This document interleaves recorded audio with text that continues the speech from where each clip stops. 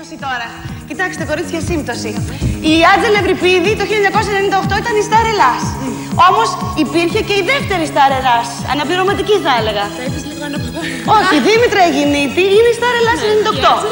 Η Άντζελα Ευρυπίδη είναι η β' αναπληρωματική Σταρ Ελλάς. Και ήρθαν οι δύο Σταρ Ελλάς εδώ. Και ήρθαν και οι δύο Σταρ Ελλάς εδώ το Πάσχα. Νάτι και η Άντζελα Ευρυπίδη. Δεν την πιστεύω αυτή την πρόοδο. Δεν την πιστεύω. Χρόνια πολλά.